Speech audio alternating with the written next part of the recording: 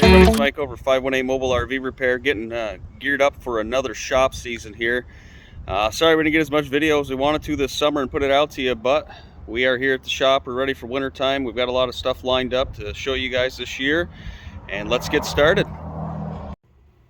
Next, we got this Winnebago Mini Class C, and this main slide out right here is not coming out. Rear one does work, so we're going to deep dive into this and get some diagnostic going.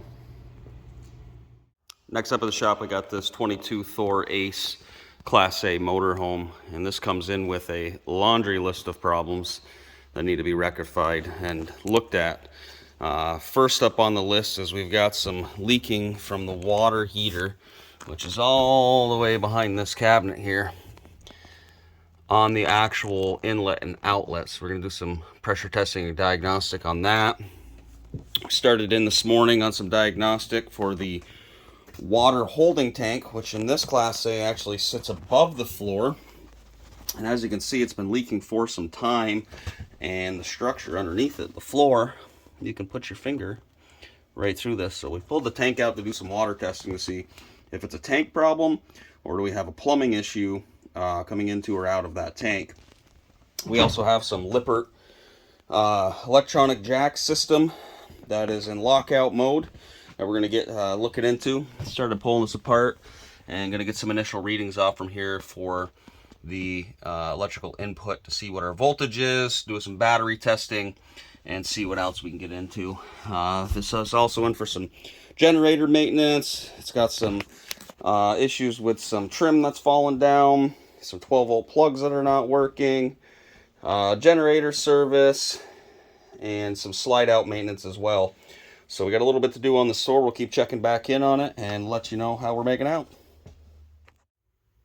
Okay, on the diagnostic trail for this Winnebago, what we have here is throwing a code on this slide room controller made by Quickie. It's actually a power gear motor with a Quickie interface on it.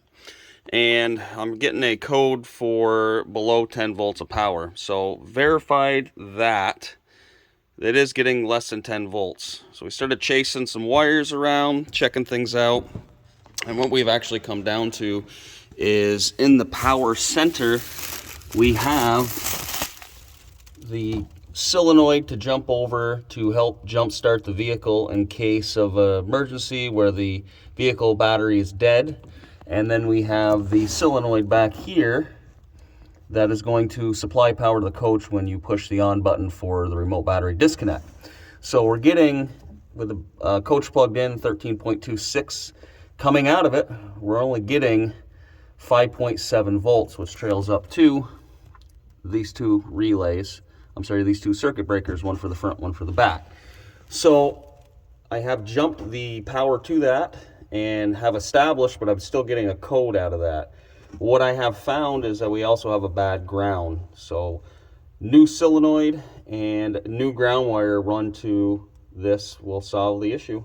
We'll show you what's going on once we get it going. Next up at the shop here, we've got a 2003 Winnebago Adventurer. We've got a little punch list to take care of on this one here. We have a air conditioner that's not blowing cold air. Leveling jacks are going down but not coming back up. And then we've got to take a look at resealing the roof, doing some body seals, taking care of the panel for the monitors are not working on this. Do some slide out maintenance for this fella and figure out the antenna, why it's not going up. We'll keep you posted on the 03 Winnebago. Okay, repairs have been made to the Winnebago on the slide out. So the solenoid's been replaced. We've now got the correct amount of power. I've also ran a new ground and tied them in. This way we are getting good communication back through that. We are receiving the 13 volts or 12.5 volts from the battery if it's not connected to shore power. But it does work now. We are going out and we are going in on this. So problem solved, case closed, Winnebago ready to roll. Been busy on diagnostic on this Thor Ace, getting into this floor to see what we've got going on. And luckily we've got a lot of aluminum stringers going by here, but we've also found that in all of the debris, we've also got it laminated to some foam into here. So we're going to come up with a solution to repair this before replacing and putting in the water tank and plumbing it all back into the system. So the leveling problem that we found was a low voltage issue, which got corrected, but we found on this one that the pump is bad on it, the motor to the pump on this LCI. So we're going to get a new pump put on this for the customer and get the leveling system calibrated, back up and running. The water heater, we're going to plumb it with some brass fittings in the back. Those plastic ones are leaking. We pressure tested the system, and we're going to do some repairs and plumbing that back in. We've got the toilet. We've got to get a seal on this thing. The front cabinet backer keeps falling down. We're going to pull the headliner down and repair that for the customer, along with the rest of the laundry list on this. So we'll keep you updated on the Ace store and how this is coming along, and the floor repairs that we're going to make on it.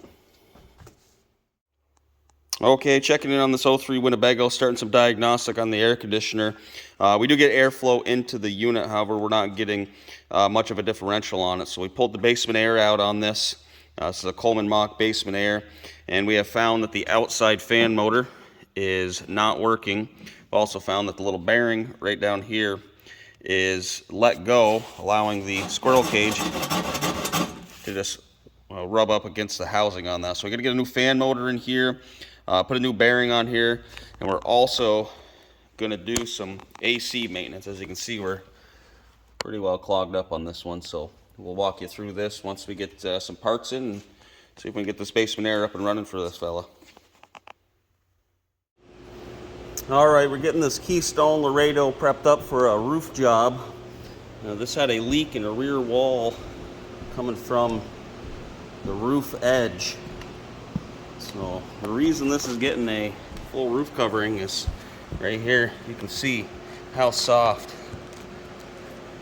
this plywood is underneath here. Just had a temporary patch put on it to keep it from leaking, but it's going to get a whole new roof, and we're going to bring you inside and show you the damage it did to the rear wall. That's going to also get replaced on this as well.